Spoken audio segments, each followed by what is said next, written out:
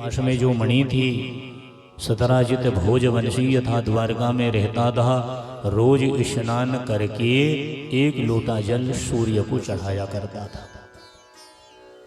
यदि हमने स्नान किया है और यदि सत्कर्म नहीं किया है तो स्नान भी पाप बन जाता है, स्नान भी पाप बन जाता है। इसलिए स्नान करके चाहे बैठे बैठे, चलते फिरते, मन ही मन जिस विधि से बने ईश्वर का स्मरण करना पड़ेगा। और यदि स्नान नहीं किया है तो नहाए बिना नहाए एक बराबर है। स्नान करने से 10 प्रकार के लाभ प्राणी को मिलते हैं। बड़े भक्ति बड़े भाव के साथ में स्नान करना चाहिए। यदि घर में स्नान कर रहा है तो वैसे ही स्नान नहीं करना है। स्नान करने की भी विधि बताई गई है कि जब स्नान करें तो ये नहीं कि दे पानी डाल लिए, पहले बाएं कंधे में पानी डालें, फिर दाहिने कंधे में डालें, फिर सिर में पानी डालें। ये स्नान की विधि है। घर में यदि स्नान करते हैं तो सभी प्राणी को चाहिए कि ये नहीं कि एकदम सिर से पानी डाल ले, नहीं, ये विधान नहीं है। स्नान का विधान है, अपने स्नान गृह में बैठ जाइए, एक डिब्बा पानी पहले बायां अंग भींगे, फिर दाहिना अंग भीगे, फिर सिर भींगे। इस विधि से स्नान करें। और नदी स्नान किया है तो नदी में देखना पड़ेगा कि नदी किधर से बह के आ रही है। इधर से नदी बह के आ रही है तो उधर ही अपना मुंह कर ले, इधर से बह के आ रही है तो उधर ही अपना मुंह कर ले। जिस दिशा से नदियां बह के आ रही हैं वही दिशा में अपना मुंह करके डुबकी लगाना चाहिए। घर में स्नान करके तौलिया से पूरे शरीर को भले गमछा से दुपट्टा से पोंछ लें, लेकिन गंगा नहाया है, नर्मदा नहाया है, समुद्र नहाया है, तीर्थ में स्नान किया है तो शरीर को रगड़ के नहीं पोंछना चाहिए। 10-5 मिनट तीर्थ का जल शरीर में रहे। इन रोम छिद्र है हमारे शरीर में। कितने छिद्र बने हैं? बोले महाराज 3.5 करोड़ छिद्र जी मनुष्य के शरीर में, थोड़ा बहुत नहीं है। तीर्थ नहाया है, गंगा नहाया है, नर्मदा नहाया है तो 5-10 मिनट शरीर को भीगे रहने दो। धीरे धीरे धीरे वह तीर्थ का जल शरीर को क्या जरूरत है, कौन से तत्व की जरूरत है, कौन सी नाड़ियां किस तत्व को खींचना चाहती हैं, वो जल को अंदर कर ले। तुरंत देह को नहीं पहुंचना चाहिए महाराज। तो नदी स्नान करें महाराज। तो नदी स्नान में यही विधान बताया है कि जिधर से नदियां बह के आ रही हैं उधर ही हमारा मुख होना चाहिए। और नदी स्नान करके 3 अंजलि जल बना के देव गणाय नमः, ऋषि गणाय नमः, पितर गणाय नमः 3 अंजलि जल देना चाहिए। भगवान सूर्य को जल देना चाहिए, भगवान की पूजा करना चाहिए। तो 17 का काम है कि नित्य प्रति स्नान करके सूर्य भगवान को जल देता है। सूर्य भगवान प्रसन्न हो गए, अपने पास की समनंतक नाम की मणि दे दिया। भैया देवताओं का प्रिय करोगे तब तो देवता अपनी वस्तु देंगे, वरना कैसे देंगे। तो सूर्य भगवान ने अपने गले की मणि दे दिया कि जा मणि को ले जा घर में रख दे। सतराजित ने पूछा कि मणि के रखने से क्या मिलेगा? बोले मणि रखोगे तो 10 गुना फल मिलेगा, महामारी नहीं आएगी, दुर्भिक्ष नहीं होगा, अनावृष्टि नहीं होगी, और रोज 8 भार सोना भी मिलेगा। 8 भार सोना मिलने का सौभाग्य उस मणि से मिला है। अंतिम बात भगवान सूर्य नारायण ने कहा है कि ये मणि को यदि गले में धारण करोगे तो मेरी जैसी शोभा हो जाएगी। तो सतराजित ने वामणी को लेके अपने घर में आया है, रख दिया है। रोज 8 भार सोना मिल रहा है, दुर्भिक्ष नहीं है, महामारी नहीं है, अनावृष्टि नहीं है, कोई संकट घर में नहीं है। लेकिन आज इन्होंने सुना कि भगवान श्री कृष्ण ने रुक्मिणी से ब्याह कर लिया है। ये उन दिनों की घटना है महाराज, भगवान रुक्मिणी से विवाह करके अपने द्वारका आए थे। और द्वारका में आके भगवान बैठे थे। सतराजित को लगा कि भगवान ने बुलावा नहीं दिया है, भगवान के दर्शन कैसे मिले। तो सतराजित वही मणि को पहन के भगवान के दर्शनार्थ द्वारका में आया। जैसे ही द्वारका के क्षेत्र में आया है तो द्वारका वासियों को लगा कि अपने यहाँ सूर्य आ गए, सूर्य का पदार्पण हो गया है। तो भगवान ने कहा सूर्य नहीं है, सूर्य का भक्त है, मणि पहन के आ रहा है, आने दो। इसलिए इनकी शोभा इतनी बढ़ गई है कि ये मणि को धारण किया है। श्री सूत जी महाराज बोलते हैं कि उस समय शतराजित भगवान के लोक में आया है, भगवान ने बिठाया है। आए का आदर करें जात नवाए शीश तुलसी ऐसे नर से मिलवे विश्वाधीश। कोई घर में आता है तो बढ़िया आदर करिए, आइए आइए। पानी पहले परोसिए, पानी पहले देना है, तब बाद में बाकी चीज पूछे। यदि आपने पानी दे दिया है तो कितना ही थकान रहे, कितना ही गुस्सा रहे, कितना ही क्रोध रहे, उस प्राणी का सब शांत हो जाएगा। इसलिए पानी अनिवार्य है। पानी के पीने से वाणी बन जाती है, दूध के पीने से बुद्धि बन जाती है, अन्न के खाने से मन बन जाता है। इसलिए भगवान सूत जी महाराज कहते हैं कि भगवान ने बड़े भाव से आदर किया है और पूछा है भैया कैसे आई। आदरे कुशलम तत्रास्तयो तत्रे कुशलम गतिरे भावी। शतराजित सब कुशल है। शतराजित ने कहा भगवान सब आनंद है, मंगल है। सूत जी महाराज बोल रहे हैं, ध्यान से सुनिए। कोई पूछ ले कैसे हो तो अपन कहते हैं बड़े अच्छे हैं, बड़े खुश हैं, बड़े सुखी हैं। मत बोलना, सुखी शब्द तो बोलना ही नहीं, क्योंकि सुख संसार दिया है और आनंद भगवान दिया। ये संसार मिटने वाला है, संसार नष्ट होने वाला है, प्रलय आएगा, संसार नष्ट हो जाएगा। आज संसार है, कल नहीं रहेगा, लेकिन आनंद अभी भी है, बाद में भी रहेगा और पहले भी था। जैसे आनंद ही भगवान है, भगवान का रूप ही आनंद है। परमात्मा अभी भी थे, भगवान अभी भी है, पहले भी थे और बाद में भी। कोई पूछे बाबूजी कैसे हैं, आप कह दिया करें कि आनंद से है, बड़े आनंद में है, बड़े आनंद से हैं, यह बात कहा करें। बड़े सुखी हैं मत बोलना, क्योंकि सुख नष्ट होने वाला है। संसार ने सुख बनाया है और आनंद को परमात्मा ने बनाया है। कोई पूछे कैसे हैं, बड़े आनंद में हैं, बड़े अच्छे हैं। तो शतराजित ने कहा है हम आनंद से हैं। भगवान ने आओ भगत किया है। शतराजित ने कहा गोविंद भगवान ने आपका ब्याह हो गया, बड़ी अच्छी बात है। भगवान ने कहा हाँ भैया, गृहस्थ जीवन में हम आ चुके हैं, ये रुक्मणी को हमने प्राप्त कर लिया है। देवी रुक्मणी हमें मिल गई है, लक्ष्मी के अंश से भगवती रुक्मणी का प्राकट्य हुआ है और ये लक्ष्मी हमें मिली। रुक्मणी का जन्म नहीं हुआ है, रुक्मणी गर्भावास में नहीं आई है, रुक्मणी 9 महीने पेट में नहीं रही है। अयोनि रूप से भगवान ने रुक्मणी को पाया। विदर्भ देश में भीष्मक नाम के राजा, और भीष्मक नाम के राजा हैं, शांति बनाए। इनके घर में 4 बेटे हैं, कन्या नहीं है, तो रात दिन रोते हैं कि हे जिंदगी, सारे धन मिला, समाचार मिला, सुख मिला, लेकिन घर में बिटिया नहीं है। एक बिटिया का जन्म होना जरूरी है, क्योंकि मनुष्य के जीवन में 4 तरह के ऋण लगते हैं। इन ऋणों से छुटकारा भी पाना है भैया। इन ऋणों को लेके मरना नहीं। आए हैं सो मर जाएंगे, लेकिन 4 प्रकार के ऋण सबके जीवन में लगे हैं। पिता का ऋण, माँ का ऋण, धर्म का ऋण और जे पृथ्वी का ऋण। गया श्राद्ध करना ही पड़ेगा, पिता के ऋण से प्राणी छूट जाएगा। अब दूसरा ऋण लगा है माँ का ऋण, माता का ऋण भी छुड़ाना पड़ेगा। तो बोले माँ का ऋण कैसे छूटे? बोले कन्यादान करना पड़ेगा, कोई बेटी का ब्याह करना पड़ेगा।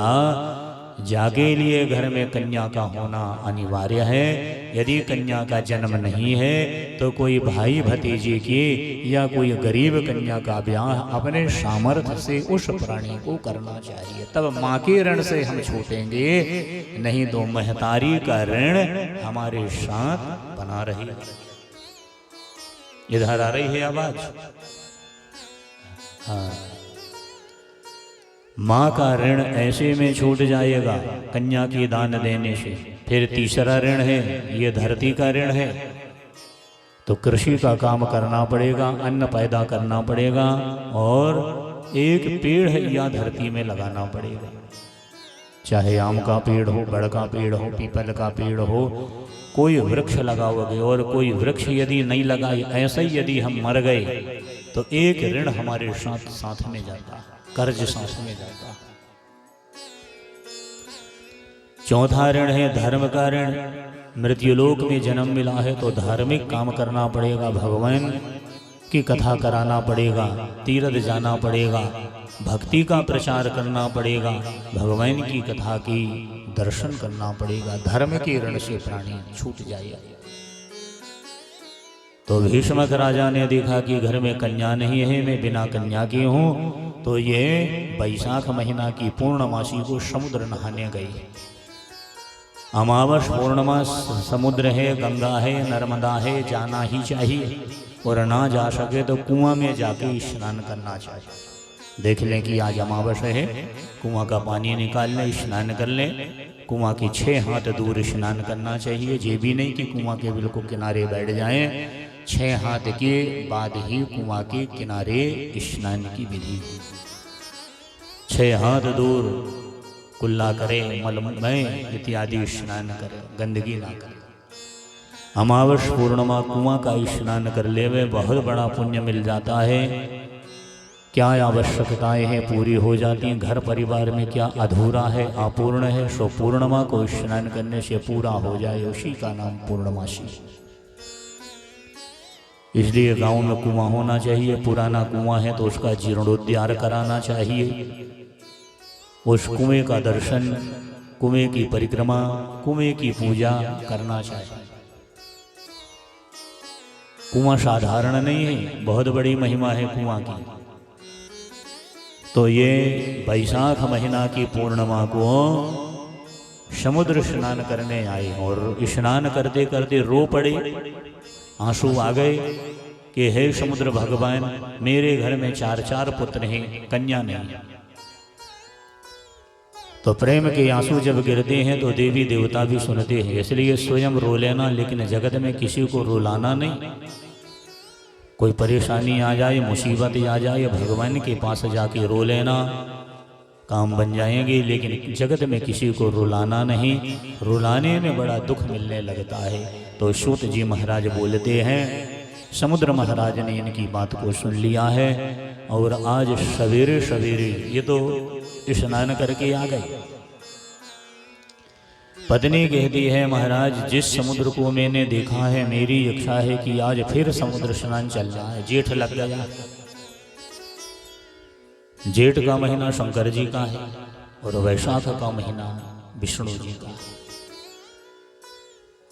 ज्येष्ठ महीने की पुनीत बेला में पति पत्नी फिर घूमने आए हैं तो देखा है कि वही समुद्र के जल के भीतर एक कमल का पुष्प है और कमल के पुष्प के भीतर 5 वर्ष की एक कन्या बैठी है, सोने की बिंदी लगाई है, पैर के तलवे जैसे ही तामिया रंग हो, तांबे का रंग हो, ऐसे पैर के तलवे।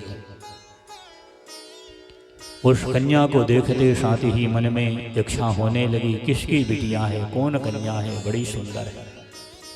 मन होने लगा ले लें, मन होने लगा कहाँ की है, प्रश्नोत्तर होने लगे दोनों पति पत्नी की। उसी समय आकाशवाणी होती है कि भैया कल तुमने समुद्र के किनारे रोया था कि मेरे घर में कन्या नहीं, कन्या नहीं, लो भगवान अयोनी रूप से तुम्हें बिटिया दे रहे हैं, ये बिटिया का पालन पोषण करना, बड़ी कर लेना, कन्या दान कर लेना, या कन्या का नाम रुक्मणी रख लेना, रुक्मणी के नाम से घोषणा हो गई, वही रुक्मणी नाम की कन्या लक्ष्मी के अंश से समुद्र ने दिया है, राजा लाए हैं, पालन पोषण करे हैं, और वही कन्या बाद में श्री कृष्ण भगवान को प्राप्त हुई।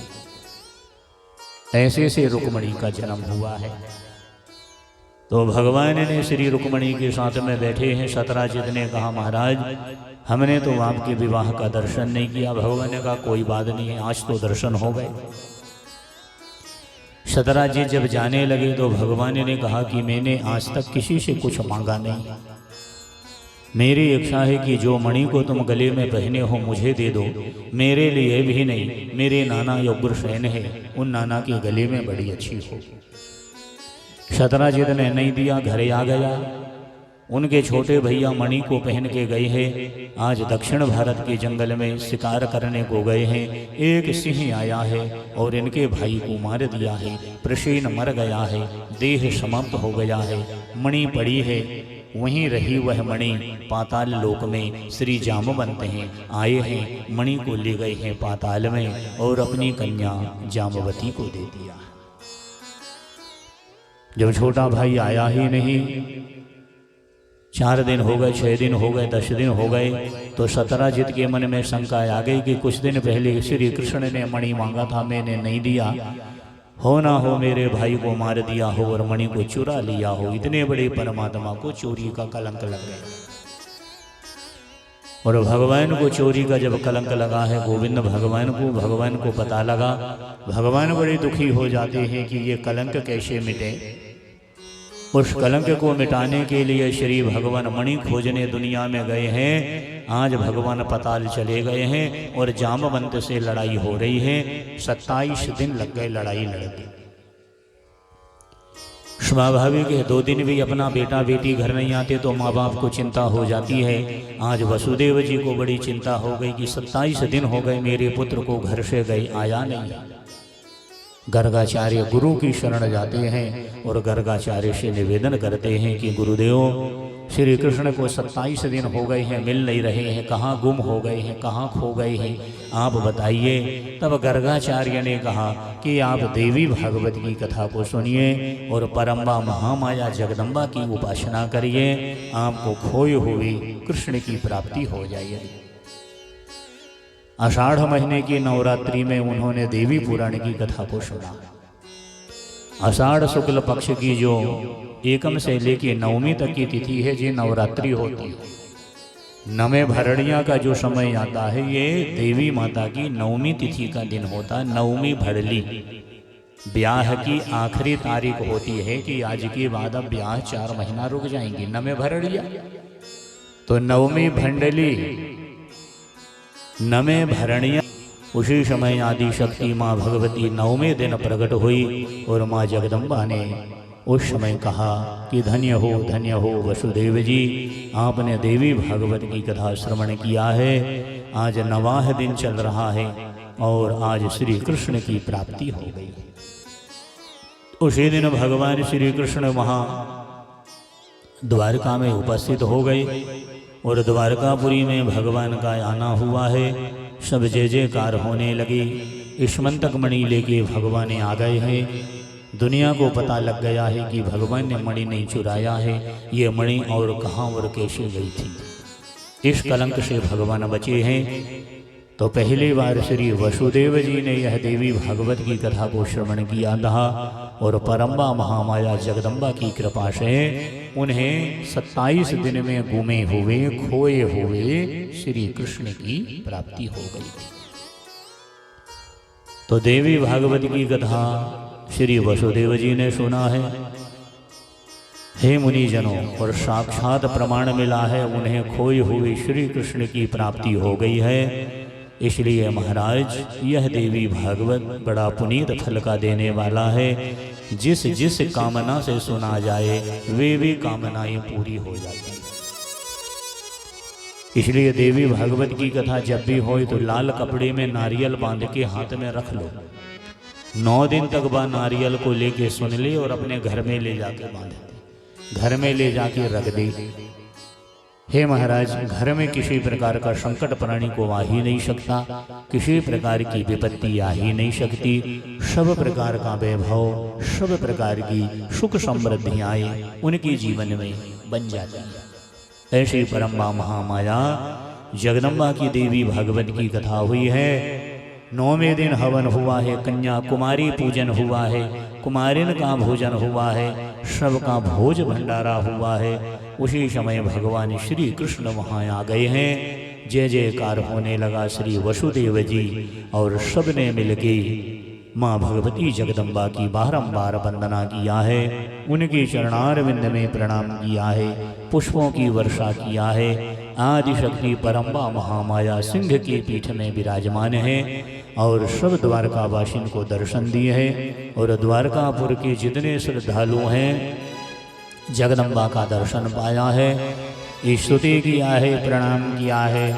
और जगदम्बा महामाया सबको वरदान देती हुई, आशीर्वाद देती हुई कि जहाँ मेरी कथा हो गई वहाँ कोई चीज़ की कमियाँ होती नहीं है। द्वारका धन्य है, द्वारकापुर वाले धन्य है। आज देवी भागवत को सुना है, परम्बा महामाया जगदम्बा का आशीर्वाद बना है। और देवी पुराण की कथा पहली बार यहाँ श्री वसुदेव जी ने श्रवण किया। श्रीमद देवी भागवती महापुराणे देवी चरित्राय नमः। बोलिए जगदम्बा मैया की।